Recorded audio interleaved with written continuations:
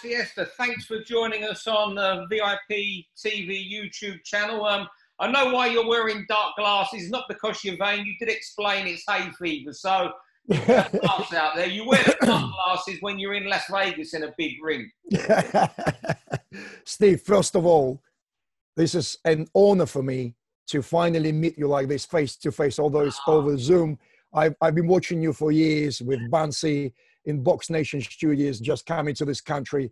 You are an inspiration, man. Trust me. This is from the bottom of my heart. You say that, but no. But hey, you might say that, but you must be a popular man at the moment with all these boxers you're taking to Belarus for Cold Wars because you aren't getting work. There's a handful of TV shows, not a lot, and you're giving work out to fighters, so your phone must be non-stop. Steve, partly true. I'm really grateful for the one words, although there are lots of abstractions on the way. At the moment, with British Boxing Board of Control, we're not quite sure where we are in terms of traveling legislations. And can you hear me well? Yeah, I can hear you. Yeah. So we're not sure what the self-isolation procedures and stuff. So, the social distance will be reduced to 1 meter allegedly this Thursday, and pubs and restaurants will be opening. So obviously board will have to look into further easing off all their kind of green procedures, controlling things, which I understand where they're coming from. It's purely from health and safety point of view. And we all appreciate that and respect their rule. And we're already in Belarus. The studios are ready, the ring is there, the lighting. I'm talking to travel agents. I'm in connection with all the fighters, with all the camps. They're all in training. They're sparring with Russians and Brits. So we are all ready to go. So we are waiting on the borders to fully open up for Belarus, put Russians and Brits into the list of those who doesn't have to self-isolate, and so on and so forth. And on the UK return, we're waiting for legislation or stop self-isolation. Yeah. So that's the small stumbling block at the moment. I mean, is it a worry there might not be an air bridge with Belarus, so this quarantine might go on? Have you had any talks to the Foreign Office? I have, and Belarus already doesn't require self-isolation from 25 countries of Europe, like Spain and Italy, those who had very heavy pandemics as well. Because UK is slightly behind in terms of development, because we reacted allegedly late for all this stuff, we're slightly behind. So hopefully 1st of July, that's what I heard the date, when UK will be struck off the list of those who has to self-isolate, and they will go into that list of welcoming list of no self-isolation and tourist visiting and business visiting of Belarus. So that is not my concern. The small concern I have when UK will lift the self-isolation upon the return. Yeah, that's the problem. But you might get boxers. They're not going to work for 14 days afterwards, are they? 100%, Steve. You know that. I know that. But British Boxing Board of Control, they can't explain me clearly what is their reservation. But that seems to be their trump card at the moment, Yeah. So how many fighters are you planning to take over? I offered 12 fighters. I offered work. I had fantastic response. Although, I tell you, there's an agenda, always agenda within UK promoters and UK managers. As you know, Siesta kind of new face. I've been around for a while and fighters know me. I've got great relationship with fighters. Any fighter who ever worked with me on matchmaking capacity or advice or management, I know don't have a single bad word to say, so they trust me. If I said, I'll deliver. But the problem is the small hole promoters who manage fighters, they obviously need to protect their investments in terms of when tickets comes back and the ticket sales. I don't think they would like that interaction with me for people to finding out my character, my dedication, and my obsession in giving them work. And I might air something for them that being a secrets before, so it's not financially viable for certain promoters to see their fighter to get into that affair. And I understand that. So that's maybe a little stumbling block to overcome. As it stands, I am struggling just for 2 fights because no one wants to step up to the challenge, and it's at lightweight. And the only guy who stepped up, I don't want to tell his name just in case, he's got working commitments, and I might have to reschedule certain things just to accommodate his fight for my program. So far, 10 fights are done and dusted, all good. But there is a Wolf promoter from Top 3 who's been making offers to all the fighters I aired. So, yes, and we probably know who I'm talking about. I mean, so, yeah, it's kind of, there are some abstractions and underwater stones for my ship. Do you know what I mean? What sort of fights are they? Are they 50-50, 60-40 to the Russians' favour, 70-30? Or is it, you know, the 80-20 we see a lot of them go into? I hear they're 50-50. Steve, I mean, I tried my best what money can buy. Obviously, I am limited with the finance. If I would have had finance that I would like, I would have said, right, okay, how much do you want to risk your zero? Or how much do you want to jeopardize your record potentially, come out of Belarus and put the performance of your life? I don't have those finances. So I'm relying on bravery and shortage of work in order to make fights. It's 60-40s. I mean, I've got 2 fights where Brits are a bit of a favorite, and it's only because Russians stepped up to the challenge. And I've got fights like, say, for example, Andrei Sirotkin against Grant Dennis. How do you value that fight? I value it's 50-50. Yeah, good fight. Yeah, they're good fights. But no, I'll tell you, you said something about promoters there. You know what? Before I even knew I was going to speak to you, I was out running on Saturday with an ex-boxer who has fighters, Curtis Gargano, and we were talking about boxing promoters, and he spoke well of you. He said he was on a train coming down nearly at the show that you had to cancel at short notice. His fighter hadn't weighed in, but getting the expenses off you, within 2 days, they were there with him. So there you go.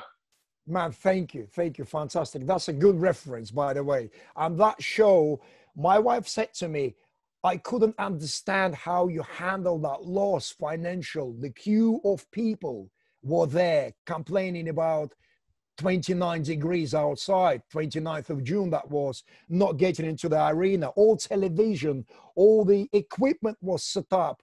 Everyone was there apart from the security people. She said, I don't understand how you handle it so calmly. I said, because that's the nature of the sport. You can expect anything happen at any particular second. In the last minute, everything can go tits up, you know? And Dennis Gilmartin was there, a British boy. They're looking at me, waiting for me to collapse, Steve, you know? You know what I mean? It's insane, man. Because, you know, someone hadn't got there, you know, they're on the blue corner, and, you know, weren't there maybe to win, and you paid them all their expenses straight away. So that speaks volumes, I guess. Man, thank you. That's a good reference. That's at least I could have done. If I would have been a richer man, I would have compensated their third of their purse or whatever. Unfortunately, we're only limited with what we've got, you know. So what's the future for Siesta Promotions promoting it? Because obviously here at the moment, it must be tricky.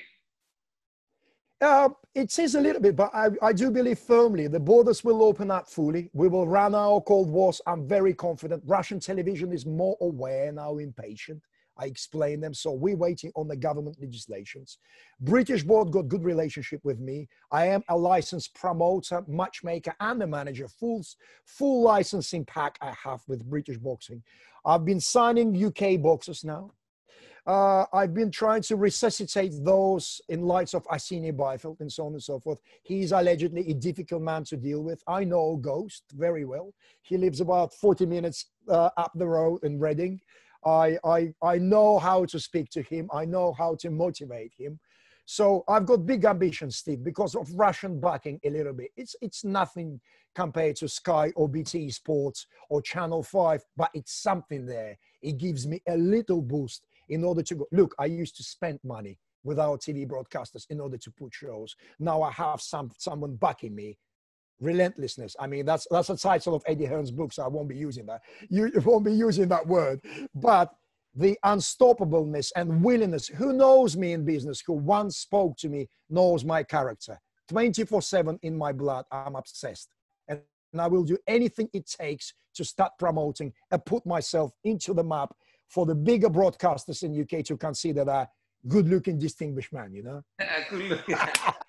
What brought you to England to you know, for a Russian? Because I know, you know, you had a good I think you were, I don't know if you still are, you got Marius Bredos to his world title, didn't you, the first one? I did. I mean, actually, my first UK project was David Avanesyan, and on Oh, it's David Joe, yeah. I brought him to the UK, introduced him to Neil Marsh. I used to drive him. I used to have a cleaning company before in music business. So I had this little Peugeot, like a little minivan, where I used to drive Avanesyan all over the country. And when I had a trainer, he used to sit on the front seat, and David used to sit on the back with the bike and chemicals, like a proper boxing Armenian zoo. Do you know what I mean? He was like that tiger who got smuggled to every sparring in the UK. And that's how I started, Steve. It's a crazy story. You wouldn't believe. I mean, but overall, I've been here 25 years. I studied in Southampton University, got dropped out. I came here as a musician with an exchange program from Russia, from Music Academy, fell in love with the UK, fell in love. I remember sitting in Hyde Park on the grass in 1996 after grim mafia-infested Russia with the sunshine and thinking, these people, man, this is the paradise, and I'm alive to experience this. Honestly, that's what I thought. I fell in love with England, with English humor, with UK. Actually, Russians and Brits are extremely close in spirit. Trust me, we are very, very close. People don't realize how close we are, you know? And I'd say Brits are more prouder, and Brits got a bit more bollocks. You know why? Because if you agree to do something, if you agree not to come out to work because if you're a post office and one of your postmen got stitched up, you've got this camaraderie. Next day, post offices are closed. I don't think Russians are like this, but I love Brits, man. Brits got spirit. And you don't like bullshit. You don't like bullshit. That's why I love. Brits don't like bullshit. And you've been here 25 years, so you can't say no more than that. And going back to the boxing, and that you put your fighters in good fights. You're not afraid of putting them in and backing them to win fights. You've got Luther K, Chris Kongo on one of the closed door shows coming up. It's going to be announced soon, I believe. Yes, Eddie will announce that. I kind of know the date. I'm hoping it goes on White Pavetkin undercard so I can see Sasha and all the Ruskies there, so to catch up. And it's deserved fight as well to be on the undercard. Steve, I don't think this concept about so-called punchback diet, I don't want to use that disrespectful word, using journeymen who came to survive to build the record of someone is potentially dangerous on the fighter who you're building, because every training camp, every sparring session takes that something away from fighters' health. Yes, they are learning, but at the end of the day, they're taking punches in, aren't they? So I'd rather have a really good matching fight, not against a puncher, but against someone who's very durable and got great work rate, so the fighter can go into the deep waters and get that education, especially if the pro fighter lacking amateur experience. And if you're a good amateur, so you had 200 fights, you had 90 fights, you had your learning curve, then you surely need to go into getting rounds.